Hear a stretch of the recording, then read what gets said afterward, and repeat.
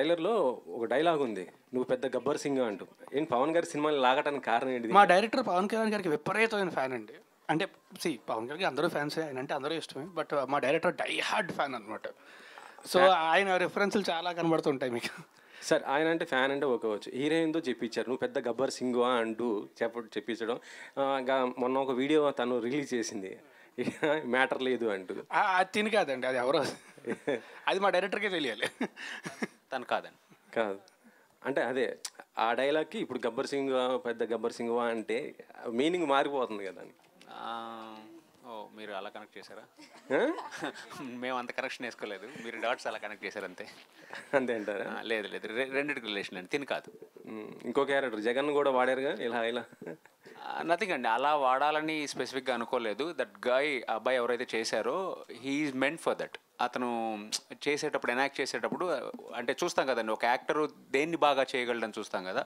So ఆ imitation అతను బాగా చేయగలడు. ఇట్స్ నాట్ లైక్ జగన్ గారిని చేయాలని ఏ లేదు. ఇప్పుడు మనం ఎప్పుడు చూసుకున్న ఒక యాక్టర్ లైక్ చిరంజీవి గారిని బాగా ఇమిటేట్ చేయగలరు అన్నప్పుడు అరే భలే చేస్తున్నావు చిరంజీవి గారి లాగా ఒకసారి చెయ్యి అని ఉంటాం కదా. అలాగా వాట్ యూ కెన్ డూ అని అన్నప్పుడు హీ డిడ్ ఇట్. అరే భలే చేస్తున్నావా ఇది అని చెప్పి చేయించడం తప్పితే ఇట్స్ వాంటెడ్గా అది పెట్టాలని లేదు.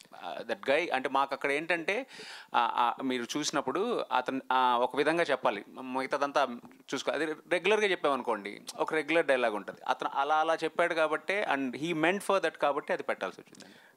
మారుతి గారితో చేయటం అంటే ఆయన ఎలా యాక్సెప్ట్ చేశారు? అంటే ప్రభాస్ గారి సినిమాతో బిజీగా ఉన్నారు కదా. వెరీ బిజీ అండి.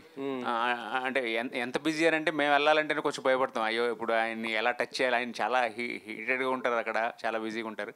కానీ ఏంటంటే ఒక గొప్పతనం ఏంటంటే మారుతి గారి దగ్గర అంటే ఒక మహాసముద్రాన్ని చూస్తూ పిల్ల కాలువలన్నీ కలుపుకుంటారు కదా, ఆయన ఆ టైప్ అండి. మమ్మల్ని అందరినీ ఇలా కలుపుకొని like industry need to grow, చిన్న సినిమాలు రావాలని చెప్పి ఆయన ఆ thought process is very good. And మాలాంటి వాళ్ళందరికీ లైఫ్ ఇచ్చే ప్రాసెస్ అది. So we should appreciate it. Thank you అండి. సార్ రాజస్థాన్ గారు, అండి గత 2 నెలల నుంచి ఇటు మీడియాలో కావచ్చు, ఇటు థియేటర్కి వెళ్తే కావచ్చు, మీరే కనిపిస్తున్నారు ఎటు వచ్చిన. Thank you. గత 2 నెలల కాలంలో వరుసగా 3వ సినిమా ఇది.